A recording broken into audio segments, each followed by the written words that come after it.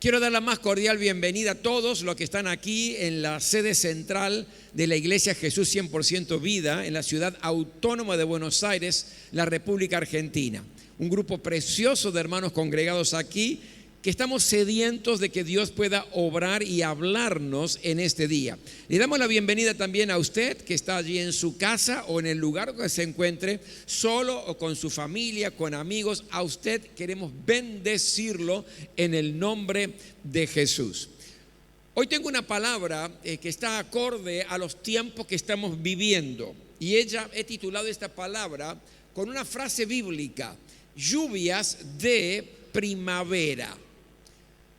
Obviamente hace unos días hemos entrado a una de las estaciones más deseadas, más esperadas por muchos, que es la primavera, ¿verdad? Es la estación que se llama la estación de la juventud. La palabra primavera significa primer verdor y es una estación de importantes y de grandes cambios. Comenzando con los cambios climáticos, ya se van los fríos y empiezan los climas mucho más templados, más agradables. Hay cambios en la naturaleza. ¿Por qué? Y bueno, simplemente la sequía se va transformando en verdor. Los árboles que estaban simplemente con ramas empiezan a dar sus primeras hojas. Las flores comienzan a florecer. Pero también no solamente en la naturaleza o en el clima, también se van produciendo cambios en la fauna, en los animales, porque muchos animales salen de su periodo de hibernación, salen de las madrigueras a tener ya una vida más normal. Pero lo interesante, y no me pregunten por qué, pero este fenómeno se da, es que mucha gente, muchas personas durante el periodo de primavera suelen tomar decisiones importantes y trascendentes en su vida. ¿Y por qué, pastor, en esta etapa? No sé por qué en esta etapa, no tengo la explicación, no sé si alguien la tiene, pero lo cierto es que esto suele acontecer. Yo no sé si es un poco el clima, que uno se empieza a sacar la ropa del frío, que lo tiene medio acurrucado y se siente un poco más libre y se libera también el pensamiento, los proyectos empiezan a reverdecer quizás en nuestra vida, pero lo cierto es que muchas personas toman decisiones importantes en esta etapa de la primavera. La primavera es la etapa de la renovación. Es el tiempo del despertar, del florecer. Y esto no solamente desde el punto de vista climático o del punto de vista de la naturaleza, sino también es un tiempo especial para reverdecer nuestras propias vidas. Yo creo que necesitamos nuestra primavera, necesitamos renovarnos. ¿Cuántos dicen amén a eso?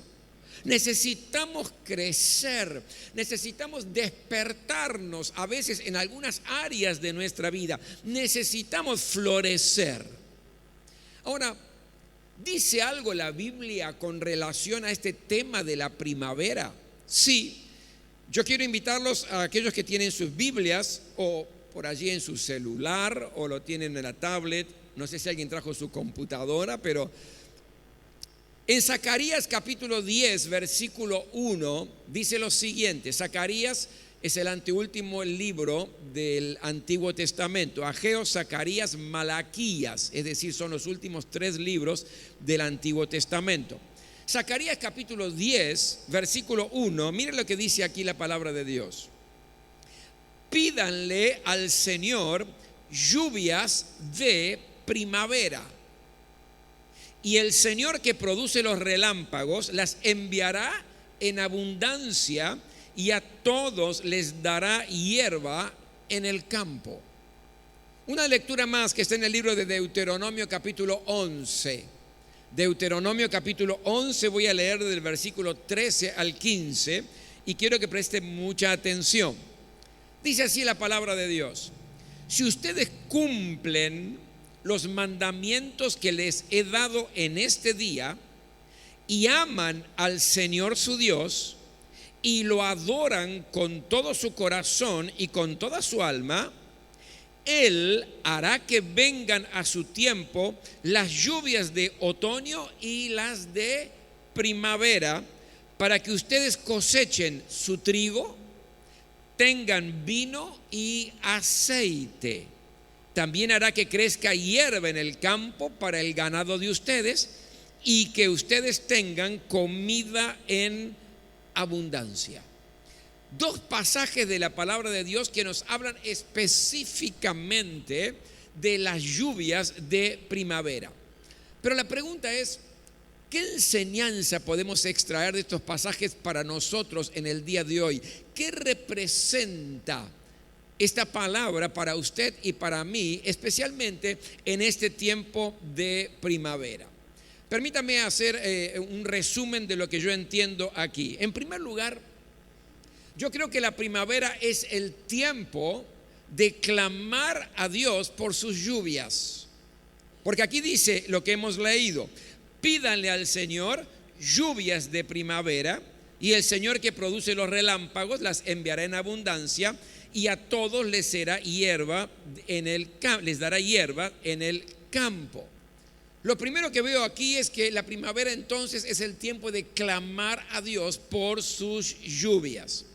¿Sabe? En la antigüedad, Israel no tenía un sistema de riego para sus cultivos y dependía pura y exclusivamente de la lluvia. No había chance de que algo pudiera crecer.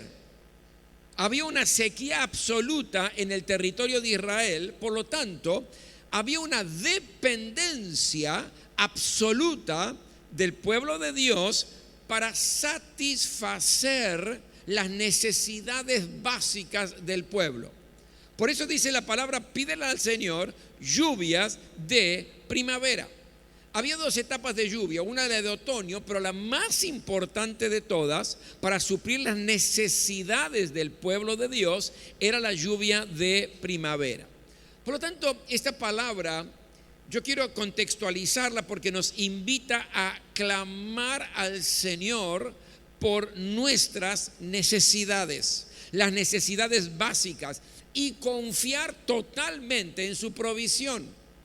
Porque aquí era una confianza absoluta. Si Dios no mandaba la lluvia de primavera, no había cosecha, no había alimento, era una sequía absoluta y la hambruna estaría dominando a todo el pueblo de Dios. Por lo tanto, es un clamor a Dios: Señor, necesitamos la lluvia de primavera. ¿Para qué? Para satisfacer nuestras necesidades básicas, elementales en la vida. Mi querido, ¿usted quiere lluvia de Dios sobre su vida? ¿Quiere ser bendecido sobre su vida y sobre su familia? ¿Querés realmente el fruto de tu trabajo? Yo creo que todos lo queremos. Necesitamos entonces clamar a Dios: Señor, envía la lluvia de primavera sobre mi vida. Porque sin lluvia no hay vida. Una semilla necesita de la lluvia para crecer y para dar fruto. Es lo mismo en nuestra vida espiritual. En el mundo de lo espiritual es exactamente lo mismo. Sin la lluvia de Dios sobre nuestra vida no podemos crecer, no podemos fortalecernos. Sin la lluvia de Dios nos secamos, vivimos en una sequía emocional, en una sequía absoluta en nuestra vida. Sin la lluvia de Dios no podemos cosechar el fruto de nuestro esfuerzo. Si la lluvia deja de caer, no hay verdadera vida espiritual. Así como Israel necesitaba la lluvia física de primavera para poder suplir sus necesidades básicas y clamaba al Señor, de la misma manera, mi querido hermano y hermana, debemos clamar al Señor por esa lluvia de primavera que suple todas nuestras necesidades.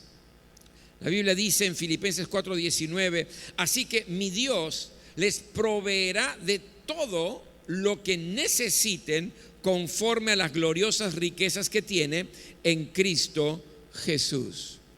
Lo primero que yo veo entonces aquí que este pasaje me enseña es que dependo del Señor. Hay una dependencia absoluta de Dios. Y tengo que pedirle, Señor, que las lluvias de primavera desciendan sobre mi vida, sobre mi familia, sobre mi trabajo, para que cada una de las áreas de las necesidades básicas que estoy atravesando sea suplida por esta lluvia de primavera. ¿Cuántos me están entendiendo? Digan amén. En segundo lugar, en esta primavera yo creo que es el tiempo, escuche bien, de obedecer, de amar y de adorar a Dios. Lo hemos leído. Si ustedes cumplen los mandamientos que les he dado en este día y aman al Señor su Dios y lo adoran con todo su corazón y con toda su alma, Él hará que vengan entonces a su tiempo las lluvias de otoño y las de primavera. ¿Cuándo viene la lluvia de primavera sobre mi vida? Bueno, en realidad Dios es el que controla la lluvia. Dios es el que determina, el que decide cuándo va a caer esa lluvia de bendición sobre mi vida. Él es el que la puede ordenar. Pero la pregunta es, ¿y tiene que haber algún tipo de condiciones en mi vida para que Dios derrame estas lluvias de primavera? Sí, hay 3 condiciones que acabamos de leer. En primer lugar, obedecerlo. Lo hemos leído. Si ustedes cumplen los mandamientos que les he dado. Y esto habla de obediencia.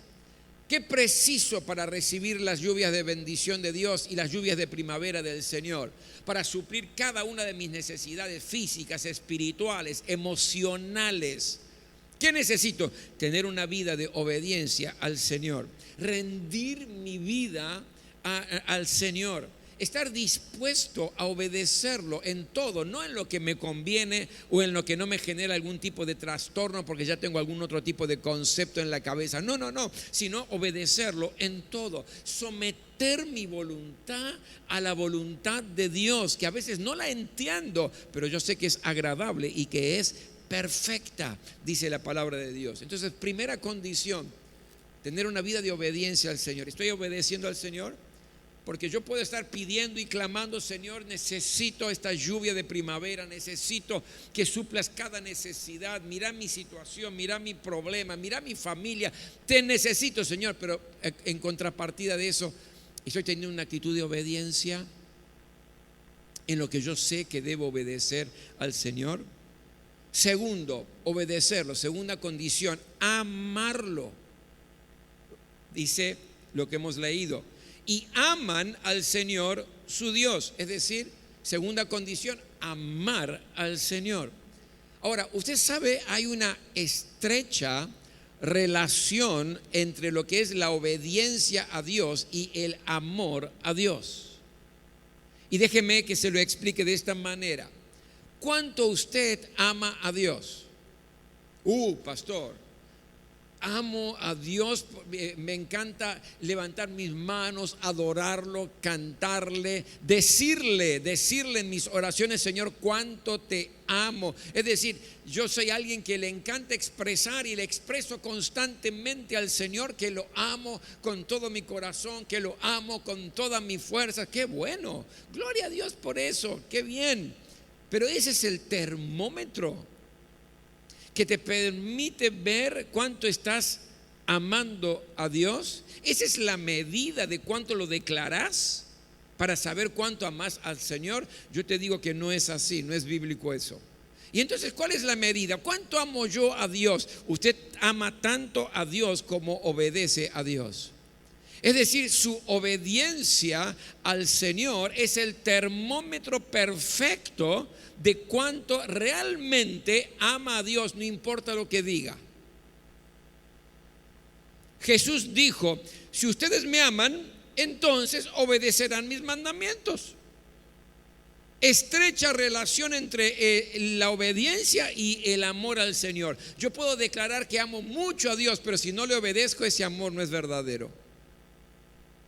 O por allí yo puedo no declarar tanto porque no soy verborrágico, porque no soy tan sentimental, entonces no declaro tanto mi amor al Señor, pero vivo obedeciendo al Señor. Ese amor es verdadero. Porque tu amor y mi amor al Señor depende de mi nivel de obediencia a Él.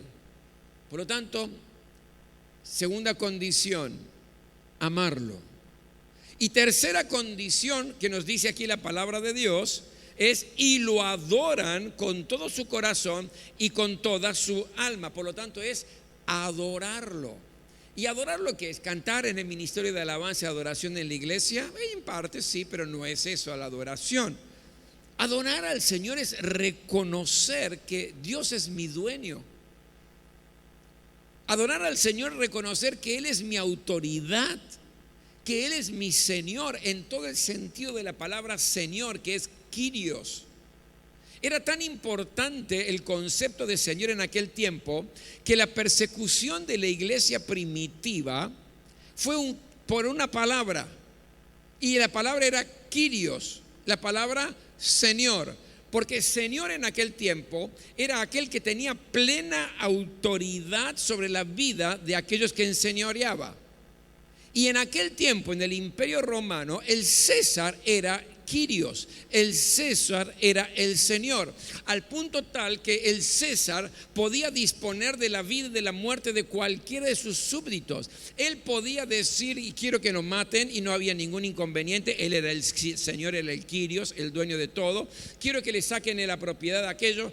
Ustedes recordarán en la historia el César que mandó a quemar Roma.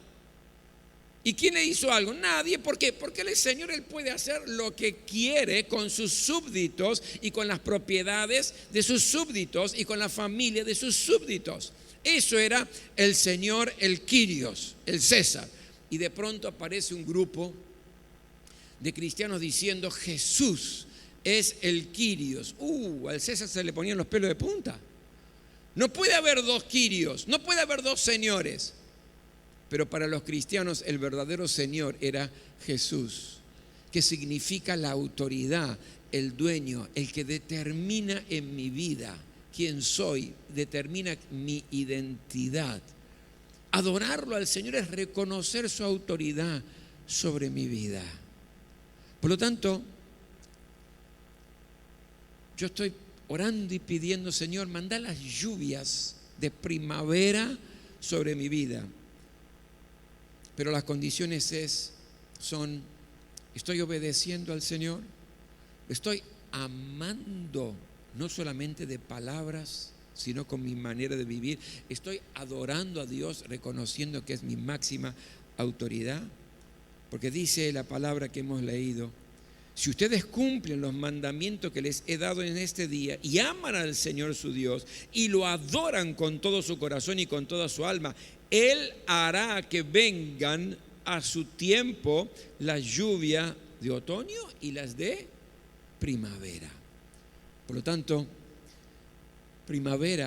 esta primavera es el tiempo de orar y clamar al Señor que supla cada una de tus situaciones en la vida, pero también es el tiempo de obedecer a Dios, de amar al Señor y de adorarlo.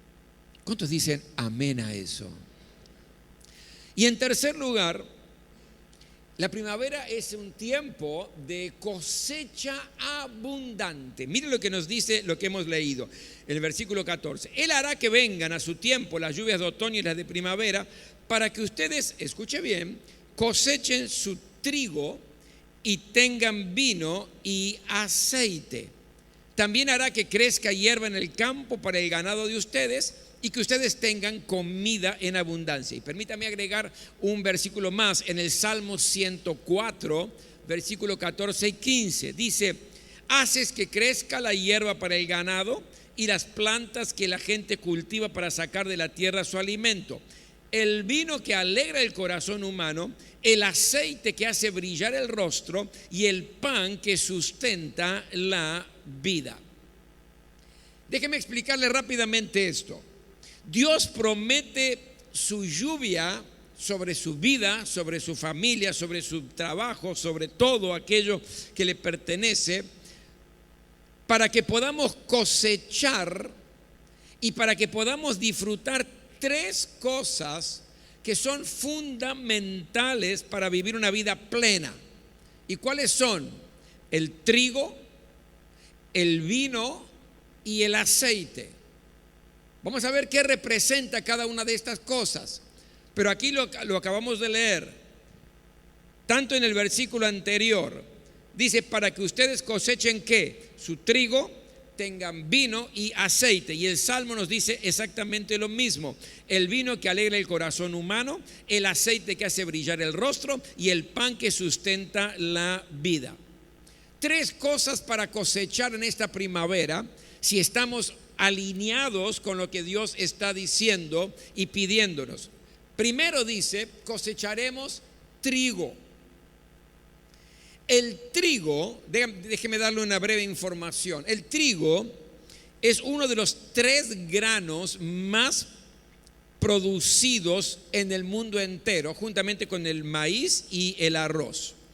Pero es el grano más consumido por todas las personas desde la antigüedad. ¿Cuál? El trigo.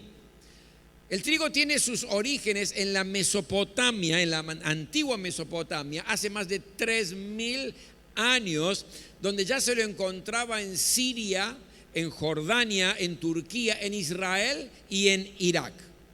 Era tan importante el trigo que se le designaban dioses, tanto al trigo como al pan, hecho por supuesto con el trigo.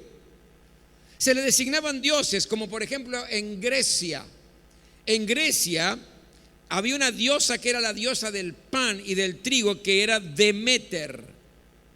En Roma, la diosa se la llamaba Ceres, de allí viene la palabra cereal. Esas cajitas, ¿vio? De cereales que se le dan a los chicos. De allí viene, de una diosa llamada Ceres en la antigüedad en Roma. En la Biblia aparece 40 veces la palabra trigo y 281 veces la palabra pan o panes. Ahora, ¿qué representa en definitiva el trigo? Que dice la palabra de Dios que vamos a cosechar trigo. Representa las necesidades básicas de la persona. ¿Qué significa esto? El alimento, la vestimenta, el estar saciados en todo, en tener todo lo necesario para vivir una vida dignamente, es decir, todas sus necesidades suplidas. Por lo tanto, Dios está diciendo, voy a mandarles lluvia de primavera para que tengan una gran cosecha de ¿qué? De trigo, que no haya necesidad en tu vida, que no haya necesidad en tu familia, que nunca falte el alimento en tu casa, que nunca falte la vestimenta digna en tu casa, que cada una de tus necesidades básicas, elementales y que dignifican tu vida sean suplidas, y sean suplidas con abundancia, nos dice la palabra del Señor. Por lo tanto, lo primero que vamos a cosechar es trigo. En segundo lugar, cosecharemos, dice, vino. Algunos se me están alegrando con esto. Cosecharemos vino. ¿Qué representa el vino? El vino, mi querido, representaba cosas muy importantes en el tiempo bíblico, en la vida del pueblo de Dios. Mire, después del diluvio, el arca descansa ya y desciende. En Génesis 9:20 dice que después de que terminó el diluvio y el arca perseveró allí, comenzó Noé a labrar la tierra y plantó una viña. ¿Por qué? Porque era importantísimo para todo lo que está relacionado al pueblo de Dios, la viña. De hecho, al pueblo de Dios también se lo llama la viña del Señor. ¿De dónde saca eso, pastor? Salmo 80, versículo 14. Mira lo que dice: oh Dios de los ejércitos, vuelve ahora, mira desde el cielo y considera y visita esta viña. Cuando habla de esta viña, está hablando del pueblo de Dios. Señor, visita esta viña. Somos tu pueblo, el pueblo de Israel, la viña del Señor. Por lo tanto, mire si será importante, al punto tal que Jesús mismo se presenta como una vid verdadera. Mira lo que dice allí en Juan 15:1: yo soy la vid verdadera y mi Padre es el labrador. ¿Por qué estoy marcando esto? Porque en aquel tiempo la vid, el vino, era trascendental y muy importante. Ahora, ¿qué representa eso para nuestras vidas? No representa, mi querido, que ahora vas, caza la botella cuando vuelve la noche, el pastor dijo y le mete, no. El pastor dijo que adelante con el vino, que es de gran bendición. Bueno, ¿qué representa el vino? Varias cosas en aquel tiempo. En primer lugar, representaba alegría. Uno de los usos más importantes que tenía el vino en aquel tiempo era festivo. Esta era una bebida infaltable en los banquetes y en las ceremonias de casamiento, al punto tal que el primer milagro que hizo Jesús en un casamiento fue transformar el agua en vino.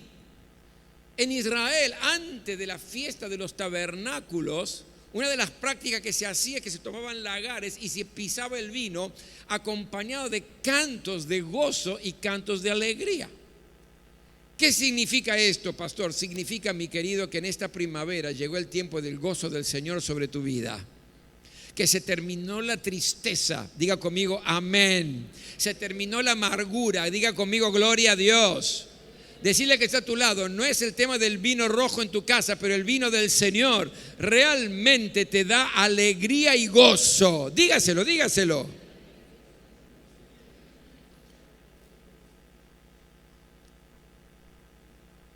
Esta va a ser una primavera diferente, ¿eh?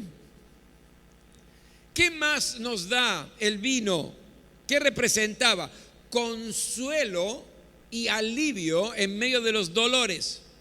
Cuando Jesús estaba en la cruz del Calvario, mi querido, dice la palabra de Dios que le dieron vino mezclado con mirra, que él no quiso tomarlo y no lo tomó, pero era para calmar los dolores que producía la crucifixión.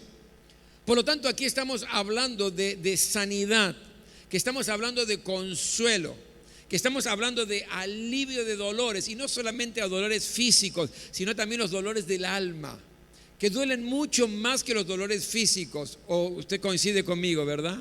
Esos dolores del corazón, esas heridas del alma, esas heridas que están allí supurando, que no se terminan de cicatrizar, que las seguimos llevando y que van pasando los años, los meses, y ahí estamos heridos con cosas del pasado. Mi querido, esta es una primavera que la lluvia del Señor y lluvia de primavera va a consolar tu vida, va a aliviar tu vida. Diga conmigo amén a eso. En tercer lugar, el vino servía también como sanidad, porque se le daba un uso medicinal. El mismo apóstol Pablo, ¿qué le dice a Timoteo? Le dice, quiero que tomes un poco de vino a causa de tus problemas y tus dolores estomacales. Y aquí nos habla de una sanidad física. Y el vino también nos habla de abundancia. ¿Por qué? Porque el poseedor de una viña en aquel tiempo era considerado una persona rica y una persona próspera. Por lo tanto, mis queridos, si obedecemos al Señor, si lo amamos de verdad y lo adoramos al Señor, entonces la alegría y el gozo del Señor, el consuelo de Dios, la fortaleza de Dios, la sanidad y la prosperidad de Dios estarán sobre tu vida en esta primavera. Amén. Y por último, dice que cosecharemos aceite. Y el aceite aquí representa la unción del Espíritu Santo de Dios sobre la vida. En los tiempos bíblicos el aceite también se usaba para cosas importantes. Una de ellas era combustible para las lámparas, para que las lámparas no se apagaran. Usted recuerda el ejemplo, ¿no? De las 10 jovencitas que estaban esperando al novio y 5 de ellas fueron negligentes. ¿Por qué? Porque no cargaron aceite y fueron imprudentes y la puerta se cerró por su negligencia. Combustible para las lámparas. Que tu lámpara, la lámpara del Espíritu en vos nunca se quede sin el aceite de la unción del Espíritu. ¿Cuántos dicen amén a eso? Mi querido, qué importante es tener siempre encendido el fuego de Dios dentro de tu vida. El fuego de Dios dentro de tu ser, en el trabajo, en la familia, en el lugar donde estés, fuego de Dios. Ahora, para eso necesitas la unción del aceite. Y hay que pedirle al Señor: Señor, yo te pido esta lluvia de primavera para que pueda cosechar mucho aceite, para que pueda cosechar unción del Espíritu sobre mi vida. En segundo lugar, también era como medicamento. Era parte de los remedios de la época. Usted recordará que el buen samaritano, cuando se encuentra con aquel que estaba a la orilla del camino, curó las heridas y lo hizo con aceite. El Espíritu Santo de Dios trae sanidad. El Espíritu Santo de Dios cicatriza toda herida del corazón. El Espíritu Santo de Dios es un bálsamo sobre nuestra vida que alivia. En tercer lugar, el aceite también se lo utilizaba como un jabón para el aseo personal. Ahora, qué interesante. ¿Quién purifica nuestra vida? Es el Espíritu de Dios, es la unción del Espíritu de Dios. ¿Quién quema todo aquello que a Dios no le agrada? Es el Espíritu de Dios, que es el fuego en nuestro interior, el que produce la limpieza para que podamos vivir vidas que a Dios realmente le agraden. Y por último, el aceite era parte de las ceremonias importantes. Se ungía y se consagraba a reyes, se ungía y se consagraba a sacerdotes, se ungía utensilios que eran sagrados y se los consagraba al Señor. Esta es la unción de autoridad para servir al Señor. Si obedecemos, si amamos a Dios y si le adoramos, entonces tendremos una vida consagrada, limpia y ungida con autoridad para poder servir a nuestro Dios. Mis amados, esta palabra que estoy sembrando en tu corazón es una palabra de enseñanza, pero es una palabra que tiene que servir para la vida práctica, especialmente en esta primavera. Pídanle al Señor, dice la palabra, lluvias de primavera. Y yo quiero pedirle al Señor lluvias de primavera. ¿Por qué? Porque yo necesito el trigo para suplir cada una de las necesidades básicas. Necesito el vino para alegrar el corazón. Necesito el aceite, ese aceite renovado de la unción del Espíritu de Dios sobre mi vida. ¿Sabe? Ahora depende de usted. Dios lanza las semillas sobre nuestros corazones, pero de nosotros depende si oramos y clamamos y pedimos al Señor lluvias de primavera en este tiempo. Nos ponemos todos de pie.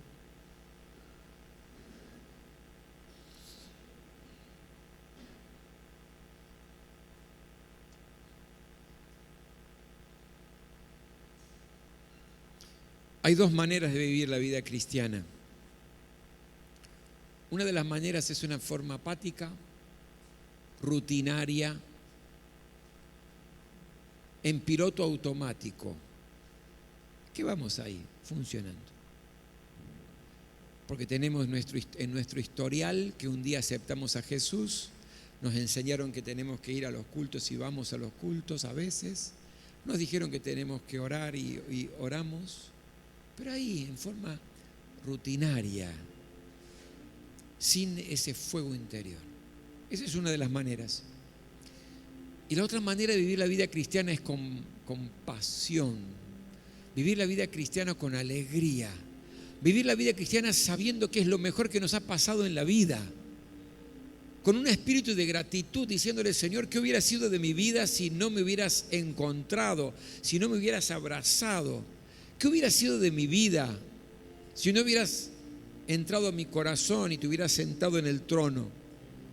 Es vivirla en la plenitud, la vida abundante que Jesús prometió. Dos maneras de vivir la vida cristiana.